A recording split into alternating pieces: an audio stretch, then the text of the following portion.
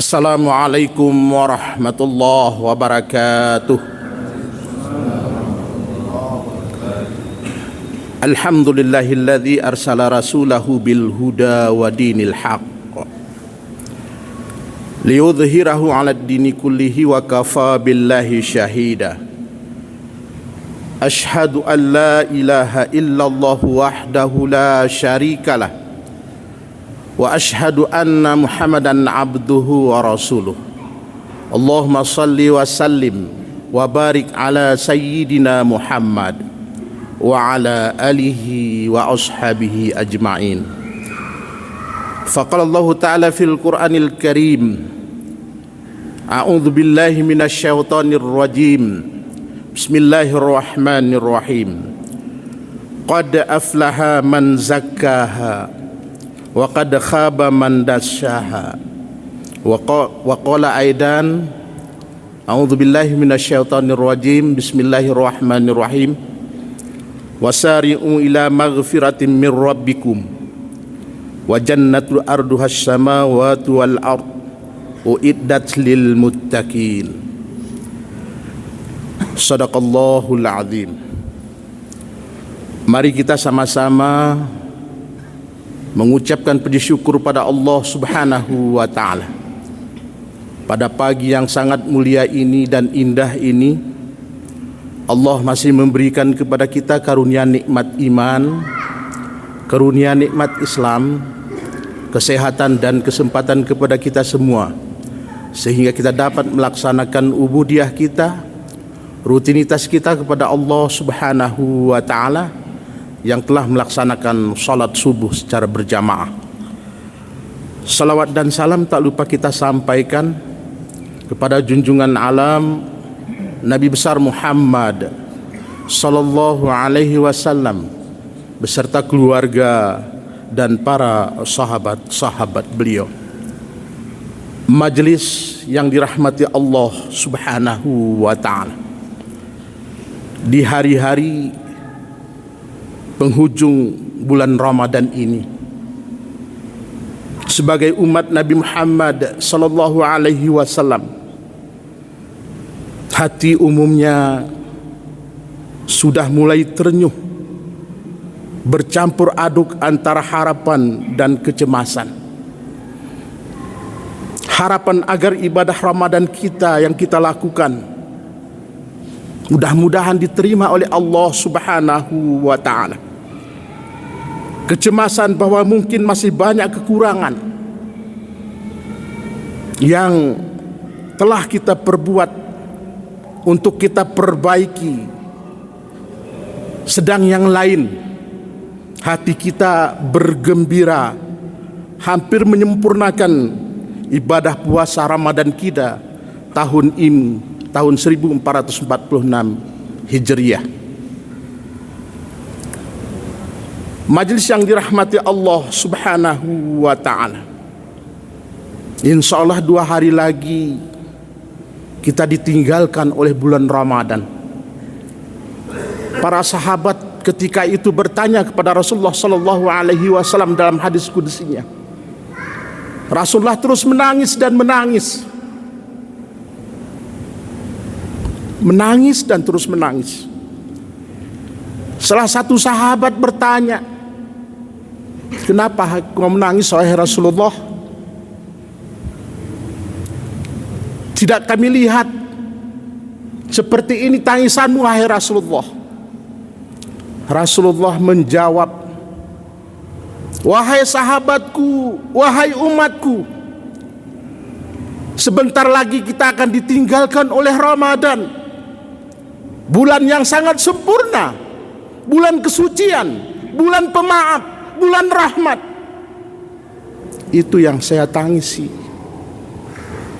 Apakah bisa kita bertemu lagi dengan bulan-bulan seperti ini ketika umur kita tidak dapat menentukan? Itu yang saya tangisi wahai sahabat-sahabat. Begitu juga kita pada hari ini, majelis yang dirahmati Allah Subhanahu wa ta'ala. Rasanya kita tidak tega berpisah dengan bulan-bulan yang sangat mulia ini, hati kita bercampur aduk, gembira dan tangis membara. Dan juga teringat kepada amante inente sigerarane suderente. Ada saudara kita yang pulang ke Jawa mudik, ada seluruh tanah air tidak bisa bertemu dengan saudaranya lagi. Itu yang saya tangisi, itu yang kita tangisi. Majelis yang dirahmati Allah Subhanahu wa ta'ala, Profesor Dr. Abdul Mu'ti menyampaikan dalam tausiahnya, ada beberapa ciri-ciri tanda diterima bulan puasanya. Yang pertama menurut beliau adalah mendapatkan kehidupan yang baik. Ketika Alyasa Abu Bakar, Profesor Dr. Alyasa Abu Bakar MA, beliau menyampaikan dalam tausiahnya, mendapatkan kehidupan yang baik itu selalu kita baca, Rabbana atina fid dunya hasanah wa fil akhirati hasanah wa qina adzabannar. Itu selalu kita baca di dalam kehidupan. Ketika Lailatul Qadar pun datang kepada diri seseorang, itulah kehidupan. Rabbana atina fid dunya hasanah wa fil akhirati hasanah wa qina adzabannar. Kehidupan bahagia di dunia dan kehidupan bahagia ketika nanti kita berpulang ke akhirat. Itu yang disampaikan oleh Dr. Alyasa Abu Bakar dalam tausiahnya. Itu Lailatul Qadar yang diberikan Allah kepada setiap kita. Majelis yang dirahmati Allah Subhanahu wa ta'ala. Yang kedua, ciri-ciri orang yang puasanya diterima oleh Allah Subhanahu wa ta'ala, memaafkan kesalahan orang lain.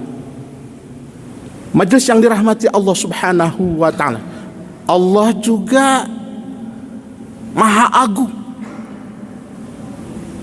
masih memaafkan kesalahan orang lain ketika dia bersalah, ketika dia keliru, ketika dia khilaf. Kenapa kita tidak bisa memaafkan orang lain, saudara kita, masyarakat kita? Mari di akhir bulan Ramadan ini dianjurkan kita saling memaafkan, dunia akhirat, dari lubuk hati yang mendalam. Tidak benci di antara kita.